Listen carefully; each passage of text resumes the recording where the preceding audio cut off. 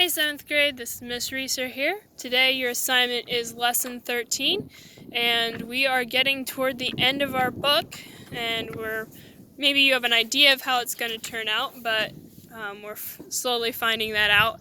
The book kind of gives some foreshadowings of what might happen, but have to wait and see. Maybe you read ahead and finished the book already. I don't know. But anyway, today your assignment, as I said, is lesson 13. And so I'm going to read, you'll be reading chapters 26 to 28, and I will read 26 and 27 to you, and then you can read 28 on your own. All right? So I'll go ahead and read this now. Chapter 26. The day hung low and gloomy over the drab army barracks Hans called home. Discouraged and downcast, he lay in the bunk and nursed his backache. He suspected that were he able to find a job, that backache would disappear in a moment, for the uncertainty of things since he had come to the government camp in Kassel was far more difficult than a heavy day's work. 2 months had passed since Hans had successfully crossed the border black, but still he had no job. The refugee, unneeded and unwanted in a crowded society, was the last to be hired and the first to be fired. His companions, in misery, bored, and aimless, stood around in the halls, shuffling in and out of the rooms and grumbling to themselves and one another.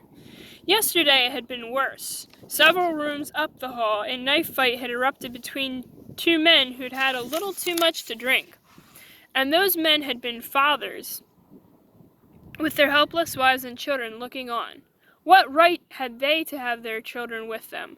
How unjust God was! If there was a God, to snatch a fine woman like Maria away to an earthly hell, and at the same time let other families hang together, though they bickered among themselves, and though the men beat their wives and neglected their children. Of course, they weren't all that way. Hans had to admit that there were numerous families who tried desperately to maintain their sanity and integrity, in spite of the living conditions in which they are forced to exist. There was Frau Birket, across the aisle from him, a young widow with 2 little children. It was difficult to retain one's self-respect when one had to live in an uncurtained room with 20 other miscellaneous assorted people of both sexes and all ages. Yet she attempted to care for her children and disregard the curious stares of men like August, who lived in the bunk above Hans. Hans wished August would leave her alone. Across from Hans's bunk and several feet from Frau Birket lived an aged couple. Hans didn't know their names, but through the endless days and nights they entertained one another, taking long, slow walks up and down the halls. Hans had long ago concluded that the old man was feeble-minded, for some of the less thoughtful inmates enjoyed repeating his oft-times nonsensical remarks. On the other side of the old couple sat a family in no little distress. Herr Rutzel, had he lived in normal times, had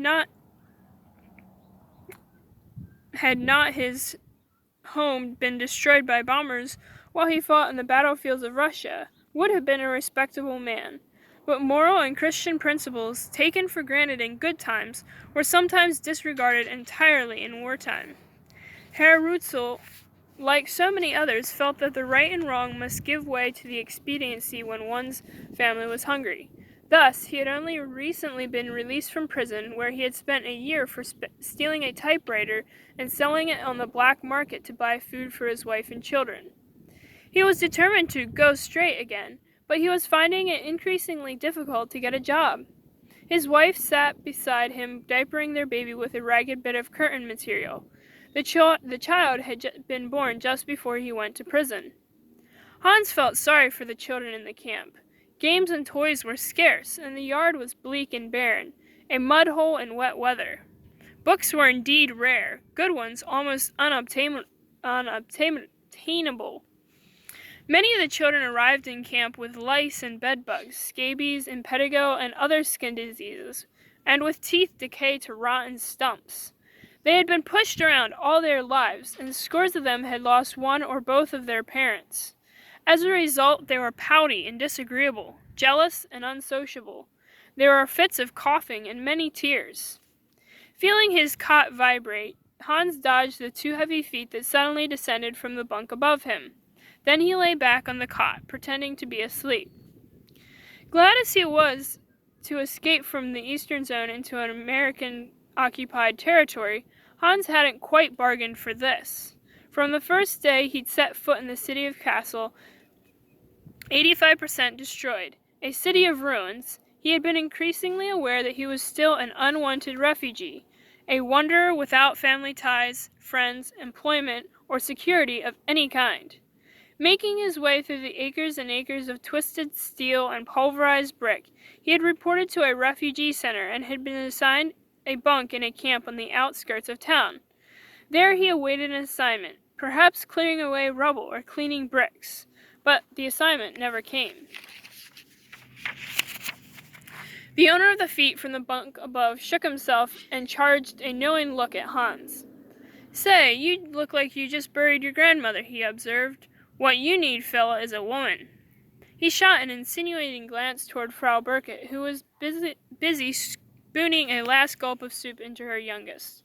The woman carefully avoided any change of facial expression, got up, and hurried from the room, carrying one child and dragging the other. "I'm married," Hans answered curtly. "I've told you that before." "So what? Are you going to live in a dream castle all the rest of your life with a woman who is most likely dead? And what if she isn't? You've got a right to get something out of life. God knows it's dull enough here." It was no use. Hans escaped the same way Frau Birkett had, by way of the open door into the dusty hall. Today a load of foul-smelling fish had come in, but that would ordinarily have been obnoxious was most welcome to the never-satisfied appetites of the prison inmates. What kept him from doing like the rest, Hans wondered, as he strode down the hallway, trying to escape his own thoughts, as well as the man August. At times, he almost felt like making up to the poor widow across the aisle, both to save her from August and to ease his own loneliness. She wasn't bad-looking, and Hans honestly liked her, but in his heart he knew the answer. It was Maria. Her memory kept him not only from committing physical suicide, but moral suicide as well. On one hand, it was because of her and the children, the impossibility of coming to their rescue, the torture of his loneliness, that he often felt like ending it all. But paradoxically, it was because of Maria that he could not do it. Hans passed a group of children in the hall. They were young delinquents who spent the endless time at their disposal in the only ways they knew how, by devising their own entertainment, dealing in the black market, picking up cigarette stubs from the streets, getting into trouble. His heart ached for them, for in them he saw Hansies and Roses. Were his own children in even worse circumstances? Surely there would be a job for him tomorrow. Maybe they had overlooked his application. In his restlessness, Hans decided to walk through some of the barracks. Anything for a change. They were all very much the same, though, those barracks. Long, colorless halls with faces peering from the adjoining dormitory rooms. Young faces, old faces, tired faces, a few hopeful ones. Suddenly, Hans stopped with a jolt.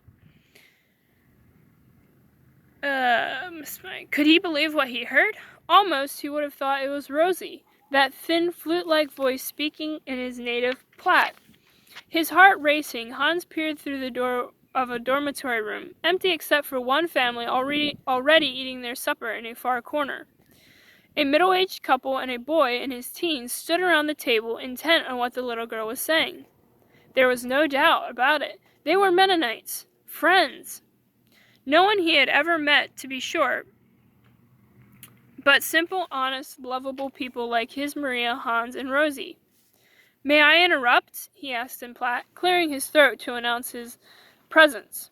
"I am so delighted to find some other Mennonites here. I was desperately, miserably lonesome." The older man jumped to his feet, clasped Hans's hand in his equally firm one, and ushered him to their only remaining chair. "Wonderful, wonderful, wonderful!" he exclaimed, striking his hands together with fervor.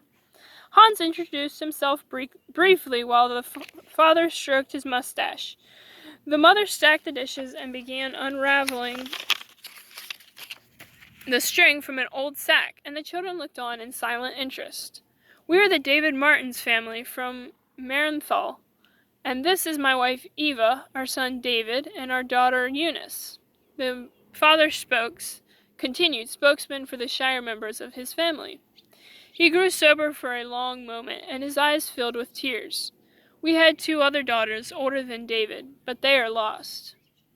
There was another drawn-out silence, and when Hans looked up, all eyes were focused on his face. "Do you have a family?" Martins asked simply, and his voice wavered with apprehension, as though he already sensed what Hans's answer would be. Hans looked squarely at the older Martins, and his mouth twitched. I had a wife and 3 children only a year and a half ago. We were very happy. Then, while I took our youngest to the hospital, the Russians kidnapped Maria, 10-year-old Hans, and 8-year-old Rosie. Meanwhile, Lenny died, so I am alone." Hans was sorry he had bared his own grief when he looked at David's wife. Hans knew he needed sympathy, but not on the expense of another whose sorrow was just as great. "I'm sorry," he apologized clumsily. "You have enough troubles of your own." "Don't be sorry," Eva assured him quickly, and he noticed that she had that kind of pluck that Maria always had. "We understand. It helps us all to share our burdens." "You would have been very much interested in our guest last week, speaking of sharing burdens," Martin said, his face lighting with pleasure. Placing his hand on Hans's knee, Martin asked, "Do you know that we have brethren in the United States and Canada? Folks who have heard of our distress and are trying to help us?" "No." Hans was almost too amazed to answer. "Yes, several of their representatives were here last week. Their name was Warkentin, and they spoke our native Platt, although with a strange accent, of course." "Quite a different accent, but easy to understand," young David added, leaning forward in his enthusiasm. But how did they know you were here?" "We had some correspondence with relatives in the British zone. They had met some of this American Relief Committee's workers, the Mennonite Central Committee. That's what our brethren from America call themselves. Were distributing food and clothing to the German people when they ran across the Mennonite refugees. They asked if our cousins knew of any other Mennonites anywhere, and they gave them our names. Then, when the Warkentins came down our way, they looked us up." "What were these Warkentins like? What did they propose to do for us?" Hans's heart raced with the thought of any kind of help. Help to get a job, help to get out of this wretched camp, a little extra food. "They were an elderly couple who were sent here to minister to the refugees spiritually," the older Martins replied thoughtfully. "And that they did," added Eva quietly, taking a new black Bible from a box under the table. "You mean they came all the way across the ocean just to hand out Bibles?" Hans could not hide his disappointment. Why, he already owned a Bible, and little good it did him, though he had carried it with his belongings ever since he left Frau Schmidt back in Crowder. He had only read it once, and seeing that it was of little help, never bothered with it again. Eva looked at Hans significantly. "Oh no, that's not all, though that would have been enough," she replied. "They explained it all to us," young David continued earnestly. "First they came over to Europe in the name of Christ to distribute food and clothing to war victims, and to help in any other way they could. It wasn't long until they discovered a number of our brethren in northern Germany, trying to get across the border into Holland. When they found out how many of us there are, thousands of us, they set up a camp at Gronau in the British zone. And now they have another camp at Backnang in the American zone," the elder David interrupted. "Yes, and from these camps they try to help the scattered refugees in any way they can. They can only take so many into camp, and they said they would keep us in mind and try either to get us into some place sometime, or place us on a farm close to Gronau." "But you are forgetting the most important part, son," the father interrupted again. "Although what they can do for us materially is limited, they are attempting to help us emigrate to new homes in Canada if possible, some to the U.S., and the rest to Paraguay. It is unbelievable." It certainly seemed unbelievable to Hans, who listened while the Martinses tried to remember every word of the conversation. They described how the MCC was trying to find America, and American and Canadian sponsors for some of the Mennonites, sending others, such as lumbermen, farm workers, or industrial workers, to Canada through programs allowing workers in certain trades to immigrate. "Has not the Lord been very good to us, brother?" Martins asked, fondling the new Bible that the Workingtons had given them. "And we are so unworthy of his great and marvelous benefits." Bitterness so long rooted in Hans's heart sprang forth in his words before he could check them. "What benefits? I guess we should thank the Lord for robbing us of our homes, our wives, our children, our sanity. I guess we should praise him for allowing our cities to be burned, our land to be drenched with blood, our women to be ravished, our children to be turned into hateful little thieves. I guess—" Martins leaned forward, looking squarely at Hans. "And why, may I ask, do you blame God for the mess this world is in?" Hans lifted his face and met the challenge. "Because, if I believe in a God, it must be a God of love. He will not allow the injustices I have seen in my lifetime. He simply would not allow them. Maria believed in him, and what good did it do her? I do not believe there is a God." "But you have forgotten one thing, Hans," Martins replied calmly, calling him by his Christian name for the first time. "You have forgotten that there is another force besides God in our universe, a diabolical force. You dare not hold God responsible for Satan's work." He opened the book that lay in his lap. "I want you to listen to several passages that have helped us through the kind of doubts that have overtaken you." He began, "Why do the heathen rage, and the people imagine a vain thing? The kings of the earth set themselves, and the rulers take counsel together against the Lord and against his anointed, saying, 'Let us break their bands asunder, and cast away their cords from us.' He that sitteth in the heavens shall laugh, the Lord shall have them in derision. Then shall he speak unto them in his wrath, and vex them in his sore displeasure." He paused in his reading and looked again at Hans. "God is not finished with the world yet, Hans. He is just biding his time. Another place it says, 'Vengeance is mine, I will repay, saith the Lord.' And now I want you to hear another passage which is our hope. Brother and Sister Warkentin read it to us when they were here, and we have reread it many times since. 'And ye shall hear of wars and rumors of wars. See that ye be not troubled. For all these things must come to pass, but the end is not yet. For nation shall rise against nation, and kingdom against kingdom. There shall be famines and pestilences, earthquakes in divers places.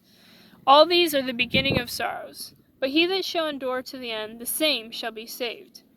These are the words of our Lord. Hans looked around at the family group. They too had known sorrow. They had experienced the same grievous things that he had had to enjoy. Yet within them was no thought of defeat. They were like that verse Maria had said that night, something about being persecuted but not forsaken. That was all he could recall. In his misery, he had several times wished he could remember more of it, but he did not know how to look it up. He wished he had what the Martinses had, but it could never be. All of a sudden, the atmosphere seemed close and stuffy, and for some reason he wanted to run, to get away from these well-meaning people and their faith. Inexplicably, he felt cornered. "I really ought to go," he said haltingly, pretending to rise, but remaining half-seated. "But first, I'd like to ask you, do you think this Mennonite Central Committee could help me to emigrate? I'm not a very good Mennonite when it comes to faith, but I'm not too bad otherwise." "We'll give you the address," old Martins replied kindly. Hans continued thinking out loud. "If I could get a job, perhaps in a few months I could pay my train fare to Gronau, after I have bought a pair of shoes." This time he rose to go. "It's been wonderful meeting you. I may come back." Old Martins took his hand. "By all means, do, friend, and if you'd like to borrow our Bible to read, you are welcome to do so." What was there about this family that made him feel so wretched? Hans fingered his collar nervously. "I have one of my own, but I've seldom bothered to read it." "You have a Bible, and you're not reading it? Please," Martins clutched Hans's arm firmly. "Please promise us you'll begin, if only a little at a time. You cannot afford to live without it." Why did he promise, Hans wondered on his way back to his barracks. Was it the sincerity of the Martinses, or his own inner misery that cried for relief? He could not say, but he did not but he did know that night he would unpack his testament and begin reading. Though it was hard to see how it would ever help his wretched loneliness. Chapter 27. If Elfrida's everyday face usually glowed, her wedding day countenance was resplendent with happiness. Yet beneath the serenity and graciousness of her bearing, Maria knew there lingered a hidden sorrow, a pity for the middle-aged woman in the audience, who was her mother. Elfrida had battled for days with a gnawing desire to stay with her family. She had seemed remote when Maria talked with her.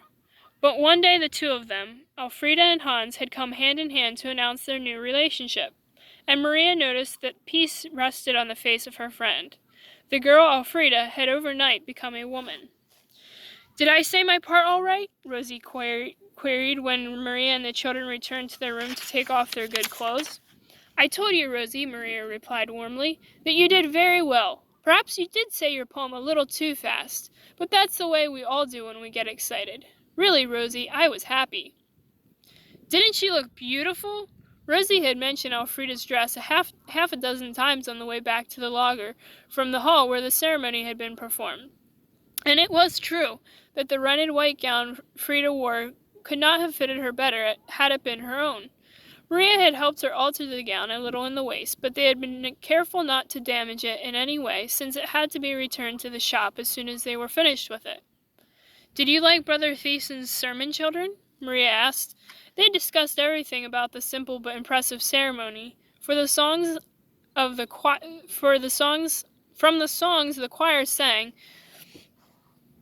choir rendered, to the pine-decorated chairs in which the wedding couple sat during the service.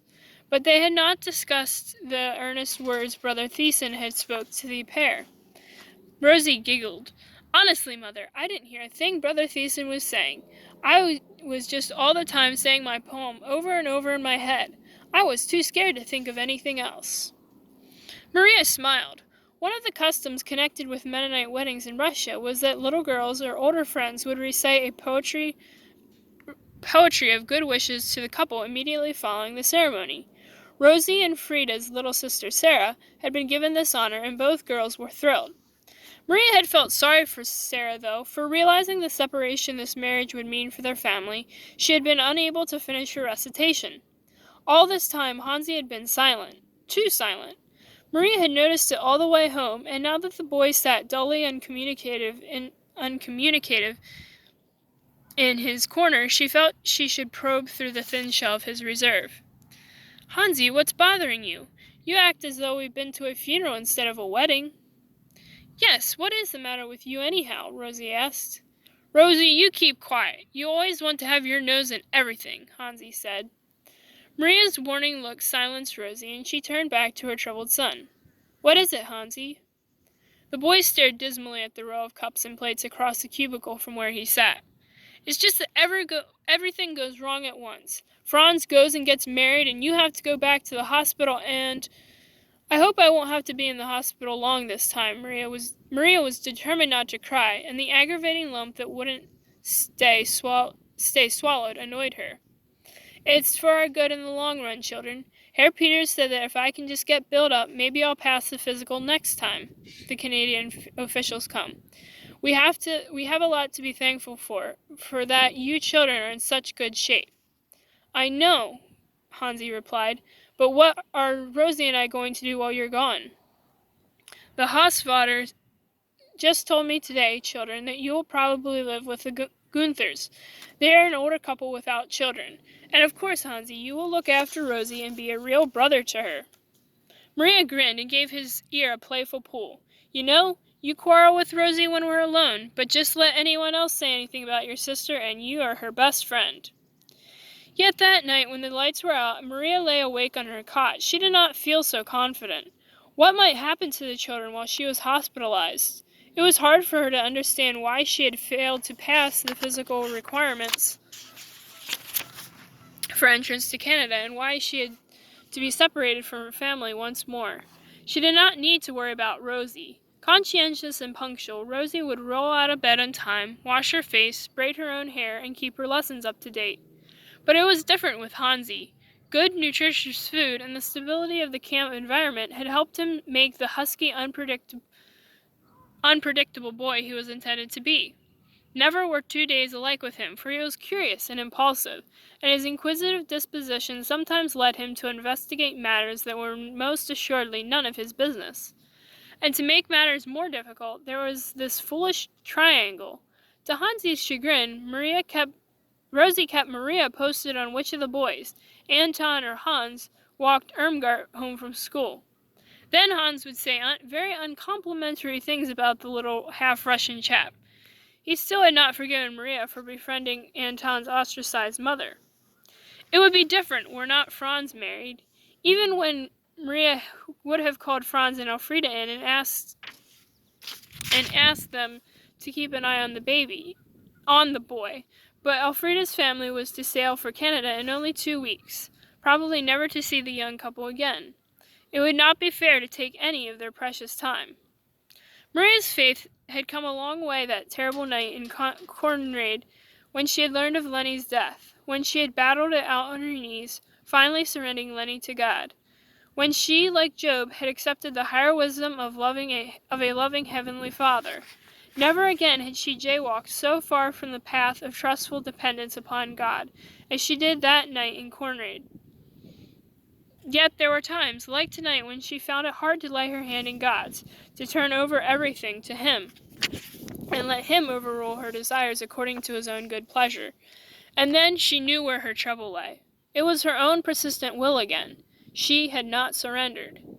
Her heart was set on Canada, the home they would make while waiting for Hans to come, the farmer Rosie would marry, the education Hansi would get, the new clothes they would all have, a real home, security, stability, rest. She had never surrendered this hope to God. Nor had she surrendered her present to His faithful hands. Fear went up in the camp like mercury in a thermometer whenever world conditions looked especially ominous. Maria had to admit that she had allowed herself to be influenced by the hysteria of some of her neighbors. Would not that God had watched over her until this day continue to care for her and her children? Again, she recalled Herr Peter's wise words. Canada is not heaven. You could not run off and escape yourself in Canada, for you would have to take your own miserable doubting self wherever you went. If she could not trust God in a refugee camp in post-war Germany, Maria knew she would not be able to live by faith in a new world. Perhaps her impatience in waiting for Hans was also part of her trouble. Not a day passed that she did not pray for his coming. The thought that he might have gone into Siberia to look for her was so dreadful that she had been afraid to face that possibility. It was time she stopped closing her mind to this fear and faced it squarely. They had been almost a year, and the MCC had never been able to find a trace of her husband. His love for his family might have driven to give his life in an attempt to save them. Suddenly, Maria sat up in bed. Worry, after all, was a failure to face reality. Had God ever given her experience without the grace to bear it? He had not, and He would not. Closing her eyes, Maria lay back in the everlasting arms of her Father, a new peace settling over her being. She would live one day at a time, with God. She would stop dodging her fears and face them. Her sleep was sweet. Alright, 7th grade, you can read chapter 28 on your own and do lesson 13. I will see you again tomorrow.